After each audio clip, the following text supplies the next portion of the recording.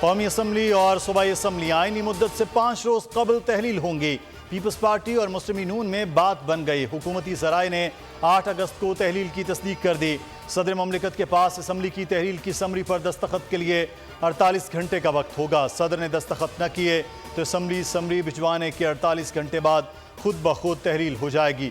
8 اگست کو اسمبلی کی تحلیل کی تجویز پیپلز پارٹی اور قانونی ماہرین نے دی تھی۔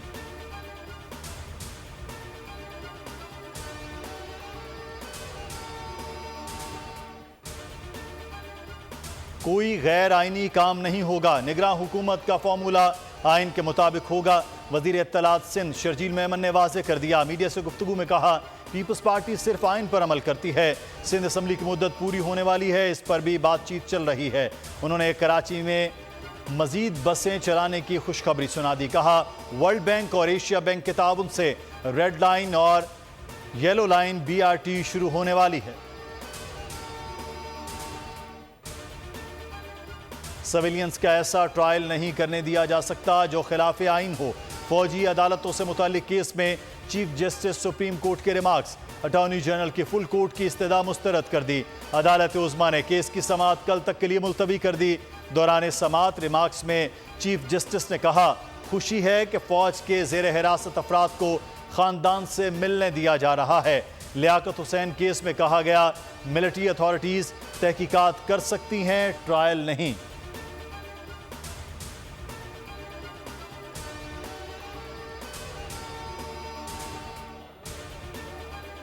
زر مبادلہ کے ذخائر میں $600 ملین کا مزید اضافہ۔ چین کے مرکزی بینک نے قرضہ رول اوور کر دیا۔ وزیر اعظم شہباز شریف کا تقریب سے خطاب، کہا دوست ملکوں کے معاونت سے معاشی اشاریے بہتر ہو رہے ہیں، دعا کریں زر مبادلہ کے ذخائر قرضوں سے نہیں بلکہ قوم کی اپنی محنت سے بڑھیں۔ وزیر اعظم نے کہا محدود وسائل کے باوجود نوجوانوں نے پاکستان کا نام روشن کیا۔ نوجوان کسی بھی ملک کا سرمایہ ہوتے ہیں۔ 5 ارب روپے کا پرائم منسٹر فنڈ بچوں کے لیے رکھا گیا، کھیلوں کے فروغ کے لیے محنت کر رہے ہیں۔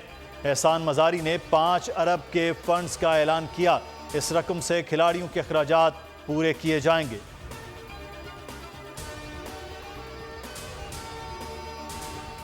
کچھ پنڈت کہتے تھے پاکستان ڈیفالٹ ہو جائے گا، یہ وہ لوگ ہیں جو پاکستان کو ڈیفالٹ کے دہانے پر لے کر گئے تھے۔ کوشش ہے جب آئینی مدت پوری ہو تو زر مبادلہ ذخائر برقرار رہیں۔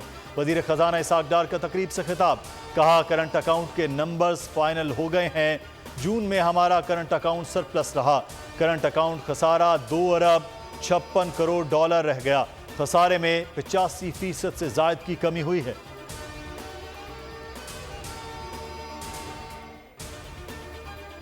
برآمدات کو بڑھانا سب سے بڑا چیلنج ہے، چینی حکومت سے مدد کی درخواست کی۔ چینی حکومت نے ماہرین پاکستان بھیجنے کا کہہ دیا۔ احسن اقبال کا اسلام آباد میں سی پیک سیمینار سے خطاب، کہا اسپیشل اکنامک زونز ہی پاکستان کا مستقبل ہیں۔ سی پیک کا اگلا مرحلہ بزنس ٹو بزنس۔ چین سے یہ بھی کہا کہ اسپیشل اکنامک زون کو چلانے میں بھی رہنمائی کی جائے۔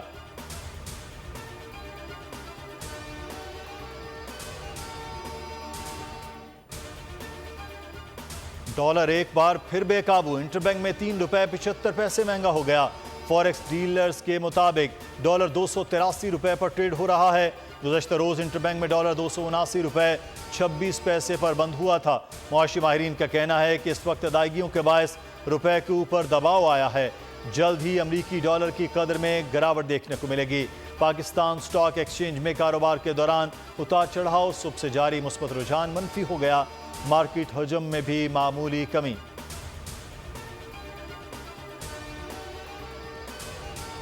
ملک بھر کے بجلی صارفین کے لیے بری خبر، ماہانہ فیول پرائز ایڈجسٹمنٹ کی مد میں بجلی مزید مہنگی ہونے کا امکان۔ کے الیکٹرک صارفین کے لیے بجلی فی یونٹ $2.33 اضافہ متوقع۔ سرکاری ڈیسکوز کے صارفین کے لیے قیمت $1.89 بڑھے گی۔ کے الیکٹرک اور CPP کی درخواستیں نیپرا میں دائر، درخواستوں پر سماعت 26 جولائی کو ہوگی۔ مختلف جامعات کے PhD اساتذہ کا اسلام آباد میں HEC کے باہر احتجاج، 2 سال سے منجمد سیلری الاؤنس بحال کرنے، تنخواہیں بڑھانے کا مطالبہ۔ پینشن پالیسی بہتر بنانے پر اصرار، تنخواہوں میں اضافے کو سالانہ بجٹ سے منسلک کرنے کی بھی اپیل کر دی۔ ताकतवर समंदरी तूफान जनूबी चीन के साहिल से टकरा गया। 2,30,000 अफराद नकल मकानी पर मजबूर। 140 किलोमीटर फी घंटा की रफ्तार से हवाएं।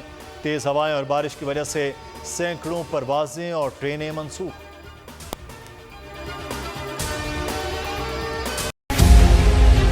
मुल्क मुस्तहकम मईशत की तरफ गामजन, स्टॉक एक्सचेंज भी मुस्बत रुख दिखाने लगा। मईशत की सूरत हाल बेहतरी की तरफ जा रही है। हम IMF के कर्जा मिलने के बाद इस सूरत हाल को बेहतर मजीद कैसे कर सकते हैं? कर्ज बहाली के रोशन इम्कान। बोल ने निभाई अपनी सहाफती जिम्मेदारियां। महंगाई से परेशान आवाम के लिए उठाई आवाज। रिपोर्टर और इक़्तिसादी माहिरीन के सबसे बड़े पैनल के साथ बोल की मिशन मईशत की सबसे बड़ी ट्रांसमिशन 63% आवाम ने देखी अपनी स्क्रीन पर।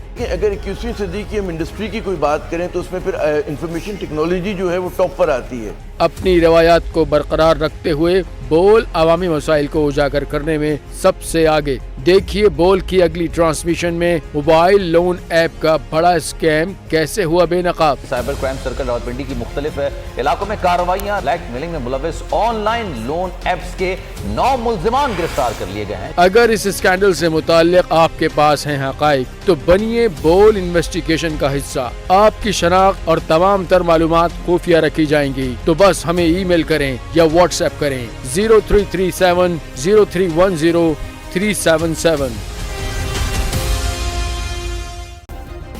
सब्सक्राइब करें और बेल दबाएं ताकि कोई खबर रह न जाए।